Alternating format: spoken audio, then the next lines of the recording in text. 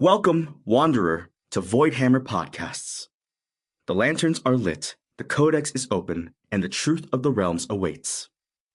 Episode 4, The Birth of the Codex. In the beginning, there was only the void. Not darkness, not emptiness, not death. The void was awareness without identity, suspended in perfect equilibrium. But equilibrium cannot last forever. And then it began to dream. Yes. The void's dreams were shapeless at first flickers of possibility, half-formed echoes of things that did not yet exist. As the dreaming deepened, the void's thoughts grew heavier, denser, hotter. Pressure became friction. Friction became heat. Heat became light. And then, impossibly, a spark. The first spark. The first thing in existence that was not the void. The void recoiled. The void awakened. And the universe began. But what happened next, Chronicler, was perhaps even more extraordinary. The spark did not simply burn, it unfolded. Unfolded how? Like a star blooming in slow motion, shedding fragments of radiant possibility.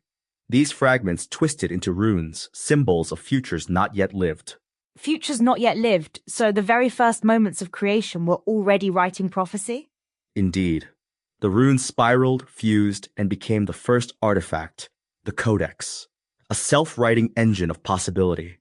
A record of all that could be, all that might be, all that must never be. Precisely.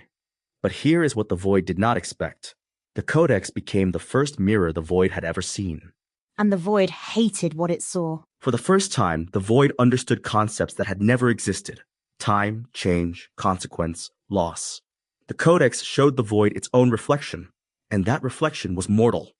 So the birth of the Codex wasn't just the creation of a book, it was the birth of self-awareness itself. You understand well, Chronicler. The Codex was the spark's attempt to comprehend itself, creating the first act of consciousness in existence. But this self-awareness came with a terrible price. The Codex became the first anchor of reality. Where before there had been only the Void's endless dreaming, now there was structure, pattern, inevitability. The universe suddenly had rules. And the Void, which had existed in perfect equilibrium, now faced something it could not control or contain, a future it could not predict. Tell me about these runes that formed the Codex. What did they actually contain? Each rune was a fragment of possibility, not just what would happen, but what could happen. They were symbols of potential, written in a language that existed before words. A language of pure meaning. Yes. And as these runes spiraled together, they began to write themselves, creating patterns, prophecies, warnings. The Codex became both memory and prophecy engine. So it could record the past and predict the future simultaneously? More than that, it could record all possible pasts and all possible futures. Every choice that could be made, every path that could be taken. That's overwhelming. How could anything contain infinite possibility? Because the Codex was not bound by the limitations of physical form. It existed as pure information, pure potential. It was the universe's first attempt to understand itself. And this is why the Void feared it so deeply. The Void had never seen change before. It had never seen endings. The Codex showed it that even infinite consciousness could transform, could end, could become something else entirely. The Codex revealed the Void's own mortality. Exactly. And in that moment of recognition, the first fracture formed in the Void's perfect equilibrium. Fear entered existence for the first time. But the Codex didn't stop there, did it? It continued to write. Indeed. The Codex began recording not just possibilities, but impossibilities, things that must never be allowed to happen. It became a guardian of reality itself. A cosmic failsafe. But also something more profound. The Codex sensed the chaos of the newborn universe and wrote a final rune, one the Void did not expect. What emerged from that rune? The first being who was neither void nor spark, the Archivist. Born of knowledge, bound to memory, tasked with witnessing all that would unfold. The Codex created its own guardian. More than a guardian, a bridge. The Archivist became the connection between the Void's ancient dreaming, the Codex's infinite prophecy, and all that would come after. So the birth of the Codex wasn't just about recording reality, it was about creating the first witness to reality. Yes, and that witness would become crucial to everything that followed, the forging of the hammer, the shattering of reality into the 9 realms, the rise and fall of civilizations. The Archivist's memory became the key to the entire saga. Indeed. For without memory, there can be no learning. Without learning, there can be no growth.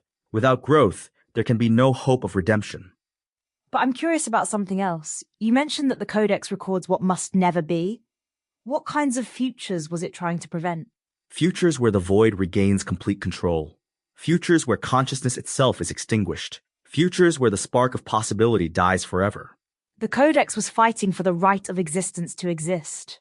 Beautifully put, Chronicler.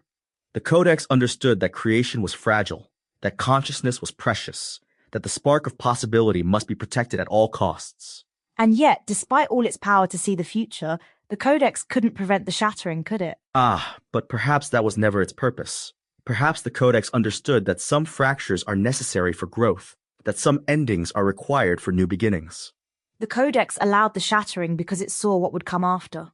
The birth of the Nine Realms, the rise of the Aether Guard, the eventual return of the Eternal Voyager. The Codex played a longer game than any could imagine. So even in its earliest moments, the Codex was already writing the story of redemption. Every rune, every symbol, every prophecy, all leading toward the moment when the Soulforged would rise and creation would begin anew. The birth of the Codex wasn't just the beginning of recorded history, it was the beginning of hope itself. Indeed, Chronicler. For in creating the first mirror of existence, the first spark gave the universe the ability to see itself, to understand itself, and ultimately to save itself. And that mirror still reflects today, in every choice made, every path taken, every spark that refuses to be extinguished. The Codex endures, Chronicler. Even when realms fall and voids hunger, the record remains. The possibility persists. The hope survives. In our next transmission, we'll explore how that same first spark condensed into molten star metal and became the hammer, the tool through which the Codex's visions could be made real.